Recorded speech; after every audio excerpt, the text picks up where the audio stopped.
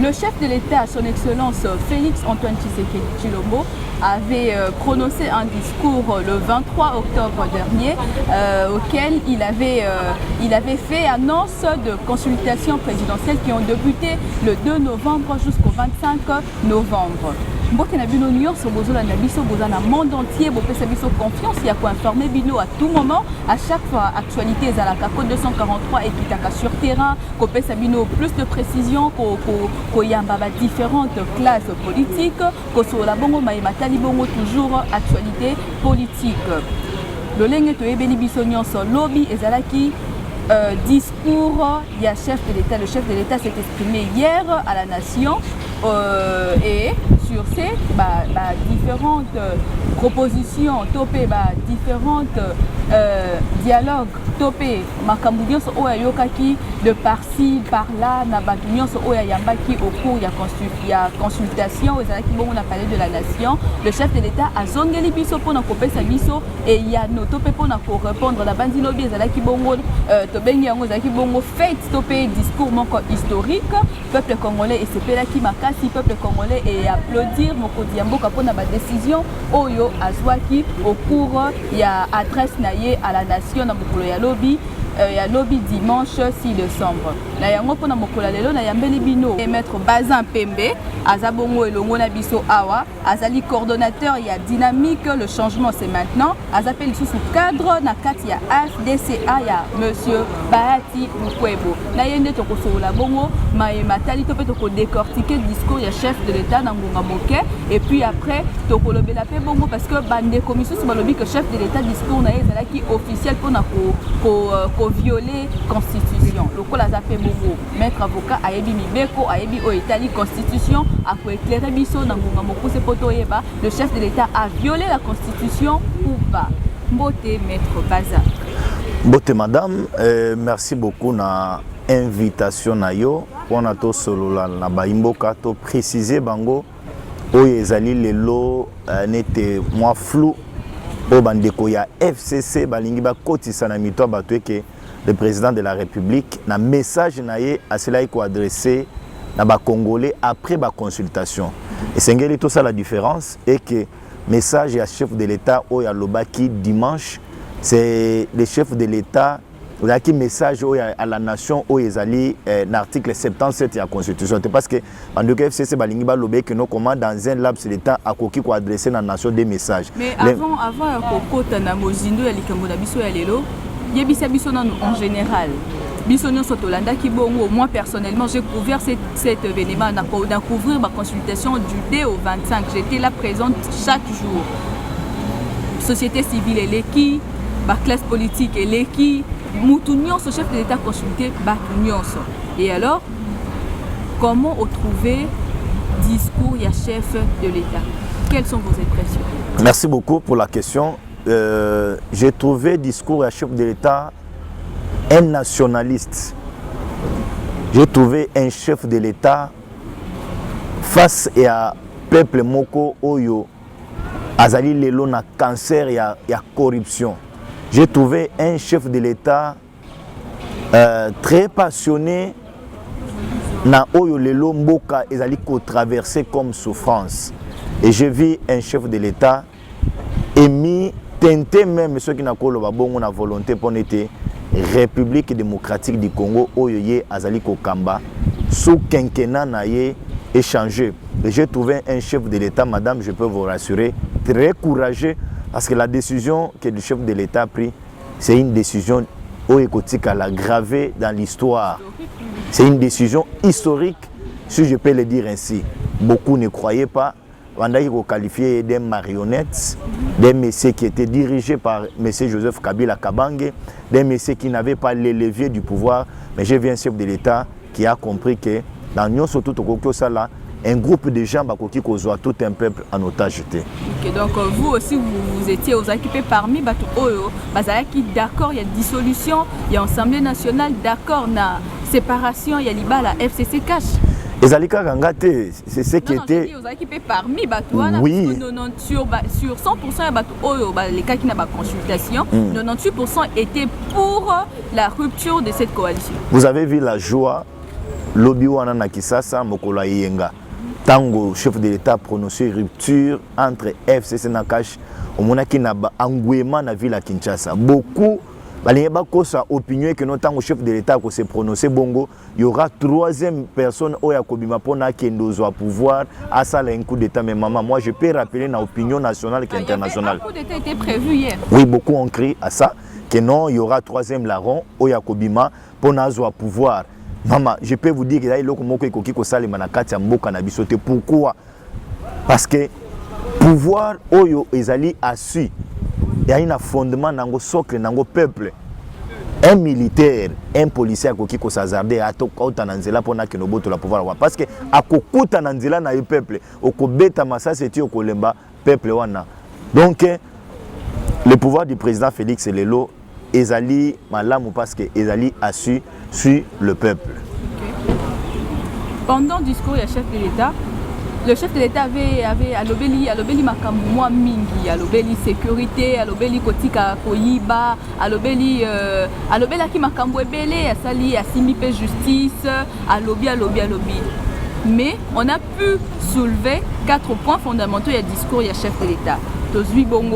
Premier point, fin de la coalition FCC-Cash, dissolution de l'Assemblée nationale, nomination d'un informateur, réforme constitutionnelle, réhabilitation et double nationalité, ainsi de suite. Parce qu'il y avait plusieurs points. Il y a des points qui sont cités awa, et il y a des points où on va réclamer, tu peux bimi na TV, tu peux commis un article pour dire que le chef de l'État a visiblement violé la Constitution. Bon, en tant que ndenge ozali maître avocat, le lengo yebi mibeko yebi sabiso, est-ce que réellement le chef de l'État a-t-il violé la Constitution? Maman yebi sangai soki double nationalité, chef de l'État lobby na ba oya sila ko consulter, ils ont proposé à ce que ba congolais belé ba azali ko mettre lelo ba vie que non question il y a double nationalité et ali question moko oyo sengeli Congo République démocratique du Congo et revoir na ba mibeko na yango même dans notre constitution parce que nous ne pouvons pas nous renfermer les lots tozali un peu na sous forme onga na kuro benga kraka. Donc nous avons une nationalité exclusivement nationalité congolaise. Non, on doit s'ouvrir au monde. Le Congo est aujourd'hui en train d'inscrire son histoire sur le plan international. Pourquoi ne pas confondre la brèche wana sur la double nationalité, mais que nous sécurisons notre nationalité à nous d'origine. Tant que le chef de l'État a parler sur les réformes, maman, on doit comprendre que non, les cas de la CENI, il faut une réforme, il y a CENI et Salema, même sur la loi électorale. Comment vous pouvez comprendre que la question du seuil a presque Ebomi Batebele, Moutouazali voté dans la circonscription électorale, mais il est frappé par la question, il y a seuil. Comment vous pouvez comprendre que nous avons les élections dans notre pays, que nous puissions avoir des élections qu'à un seul tour? Il faut réformer à la tour dans l'élection à 2 tours. Premier tour, ce qui a zuité, dans deuxième tour, à Koki Kotissé, alliance pour été à sécuriser ancrage pour être majorité et se réformer autour naïe. Comment vous pouvez comprendre que nous avons aujourd'hui une justice où les alliés n'ont pas quoi?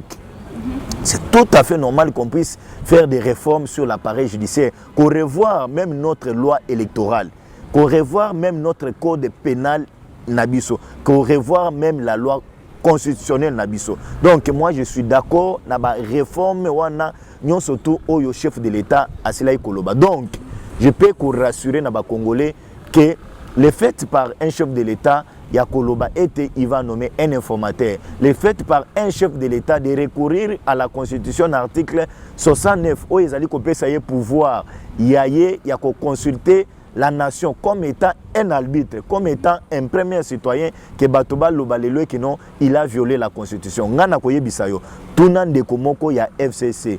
Posez une question, article 69. Et la Constitution, bien la Constitution. Est-ce que l'article 69 dit quoi? L'article 69, c'est en rapport avec ma consultation au Utaki Salima, que le chef de l'État est l'arbitre. C'est lui le garant du bon fonctionnement des institutions. Lorsqu'il trouve que non, il peut appeler la classe politique congolaise pour consulter Bango, à Zouabavi, Bango de gauche et à droite. C'est quoi, en tant que Premier ministre Azana, nous, d'après ce qu'on peut constater, ou je ne sais pas si peut-être nous n'avons pas la marque peut-être tozomi kosa mais azana na premier ministre Ilunga Ilukamba azana attitude ya ko déposer té azana attitude ya ko longwa té à ko former une nouvelle majorité nengani parce que c'est ni kuna mobulu donc tout ça wana donc le peuple congolais un peu bon c'est vrai to c'est le président lobby à lobby au biso tozaki pour s'attendre nango mais puis après comment est-ce qu'on va s'en sortir là?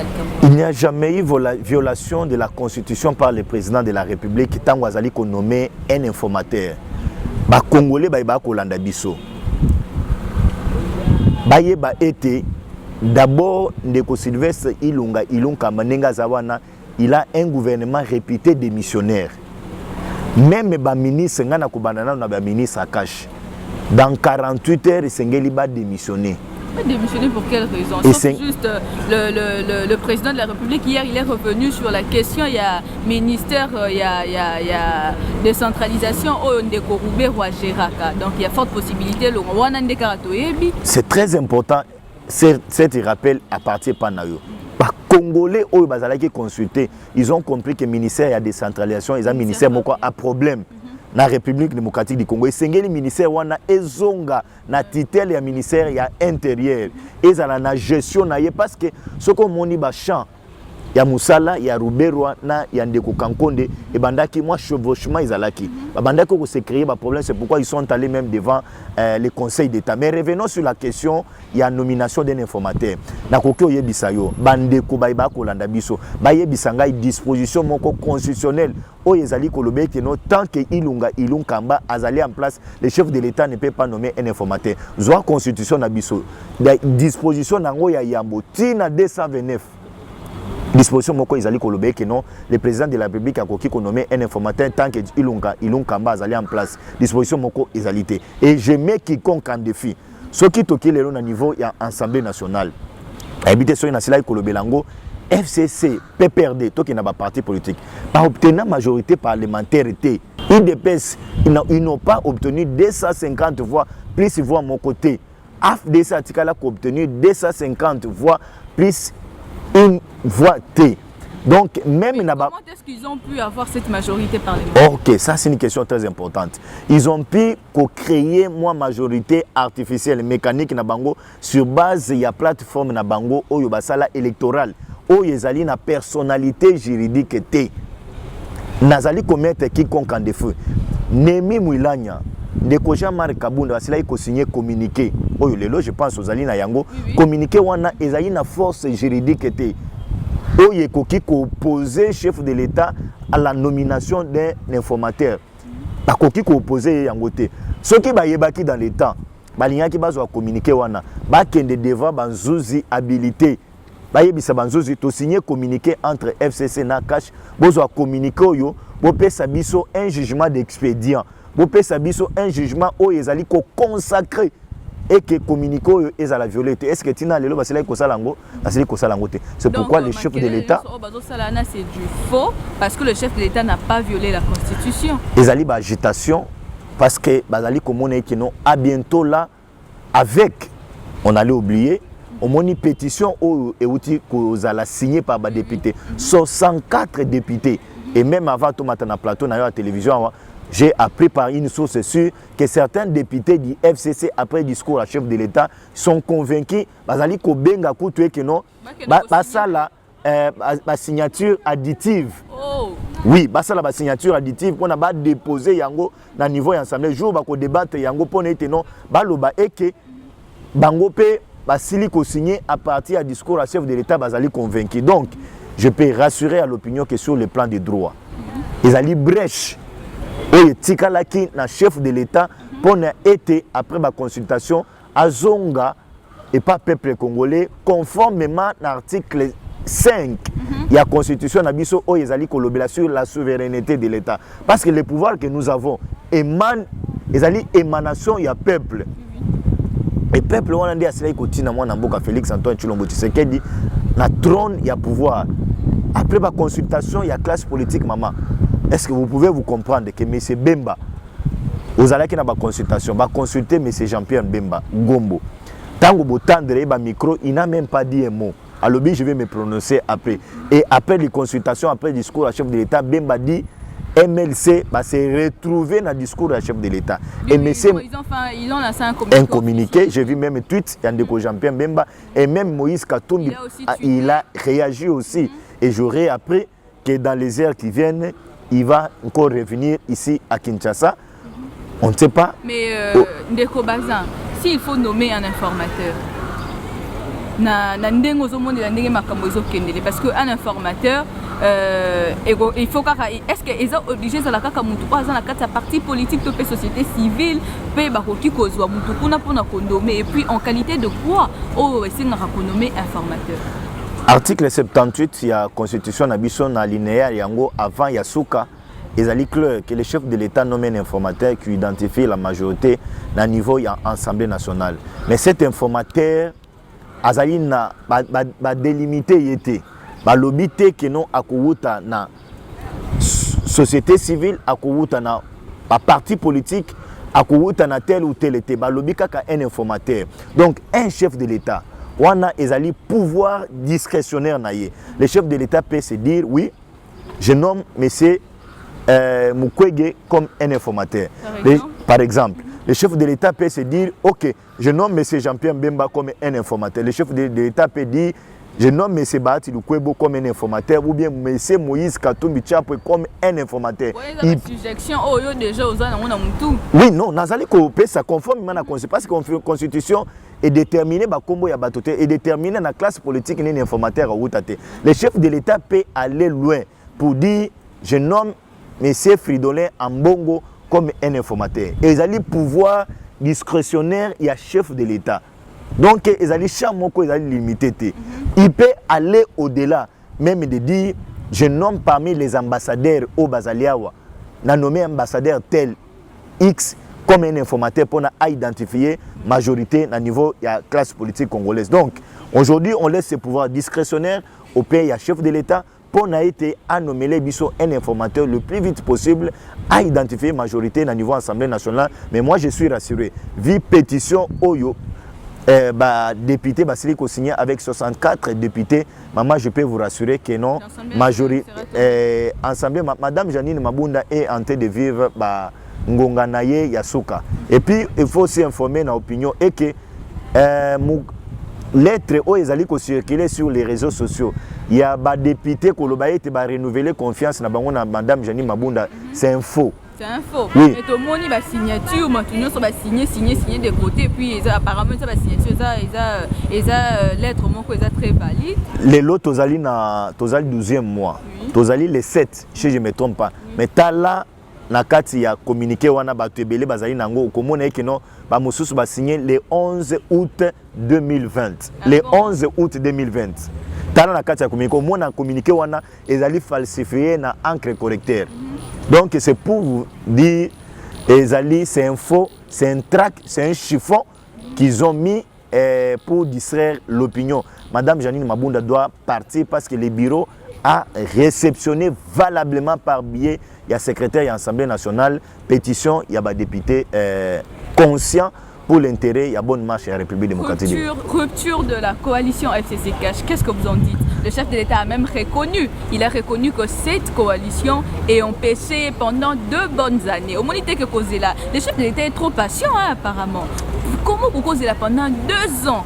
2 ans, Maître Bazin, 2 ans.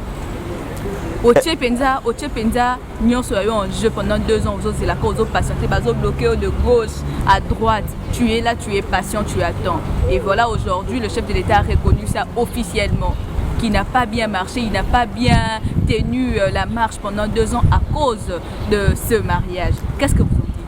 C'était une transition avec M. Joseph Kabila. Maintenant que la transition est sous qui? C'est un nouveau vent qui va s'installer dans la classe politique congolaise.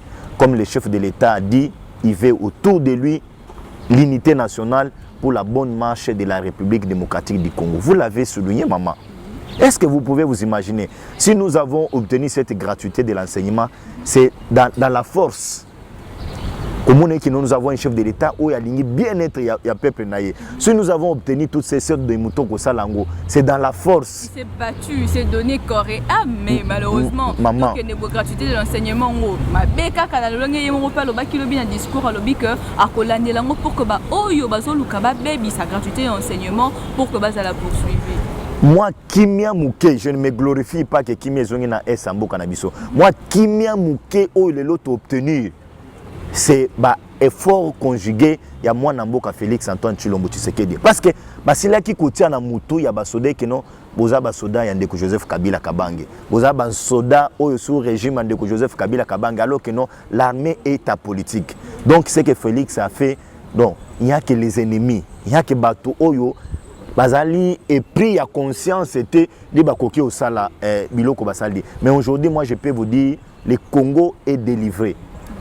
Je peux vous dire que le Congo est délivré. Le Congo est sorti aujourd'hui de la malédiction. Il y a Baninga Nabiso, il y a FCC. Mais Biso, Toko Bengana Bangote. Nous n'allons pas faire la chasse à l'homme. Nous allons vivre avec eux dans ces pays, mais nous allons les administrer l'état des droits véritables. Nous allons les administrer la liberté d'expression. Mais cette liberté d'expression dans les normes, dans les conditions requises, dans le respect de la loi. Au débordé, nous avons les instances judiciaires au bako se occuper na bango. OK. Il doit sous comme on a mboka mettre bazin mais il y a eu avant de clôturer AFDC ayabati beaucoup bobozala ki bobo na kati ba consultation bo participer qui. Donc on peut conclure au clair que bozo adhérer na union sacrée. Madame na koye biso eloko moko peut-être que paté monde et que paté na yo. Ba tout le kwebo a vie Mobutu parti dans ces pays. Bati Lukwebo a vu Mouzé Laurent Désiré Kabila Kokotana Afdel Nakati Mboka oyo. Bati Lukwebo a vu Mouzé Laurent Désiré Kabila Nakati Mboka oyo Kokotana dictature na Afdel oyo lelo etikeli biso ba force commune na parti ya S na biso. Bati Lukwebo a vu président Félix kozwa pouvoir na kati Mboka République démocratique du Congo. Bati Lukwebo a assisté aux consultations au Mokonzamboka Félix Antoine Tshilombo Tshisekedi a lancé que Bati Lukwebo azali acteur ya liambo oyo ayebisaki Mokonzamboka FCC na cash balakisi ba limite nango esengeli ko consulter classe politique congolaise. Bati Lukwebo n'est pas un monsieur négligeable. Bati Lukwebo a un parti politique où ils allaient un ancrage sur l'étendue de la République démocratique du Congo. Donc ce n'est pas un monsieur minimisable. Bati Lukwebo aujourd'hui, les lois Azali Jonker, quand Nenge Bandeko FCC, Bazali na monsieur Alexis Tambo Mwamba Kuna, na kati ya cash, na union sacrée Azali ko se constituer, Bati Lukwebo Azali Jonker moko non négligeable parce qu'il y a comment jouer avec la carte politique pour notre président Félix Tshisekedi a gagné sous quinquennat. Donc ce n'est pas un monsieur au lelo d'un revers de la main au Essengeli Kolongolais dans la classe politique congolaise. OK. Nous sommes arrivés à la fin. C'est vous remercier pour notre déplacement Nabino. Vous avez pris la chance et à se déplacer pour Naboya Bomo Nabiso to partager Mouké au Tozalaki Nango. Et Koye Bissaba Congolais, gardons confiance avec moi Namboka Félix Antoine Tshilombo Tshisekedi. Le Congo va gagner sous le régime, sous le règne du président Félix. Et ici, il a noté, nous avons encore un bon nombre d'années Liboso. L'année, il y a Belé Liboso. Donc, les Congolais vont perdre espoir. Merci beaucoup Ndeko Baza, merci Nandengo Yamba Kibiso, merci à toi Platini Boukaka pour ton assistance. Merci Nabilo Bolanda Kibiso na Afrique du Sud, Bolanda Kibiso na États-Unis, na Londres, na Paris, Boza vraiment ébélé, na Tanzanie, Binono Bolanda Kabiso, Bokomela Kabiso même via notre page Facebook Code 243, notre chaîne YouTube, Pepe na ba plateforme Nyo Sika Bolanda Kabe émission na Biso, na Pesibino, merci. Bon continuez toujours na Kolanda Biso, tozo Koba Bongo na ko décortiquer discours ya chef de l'État. Restez connectés sur Code 243. Bye bye.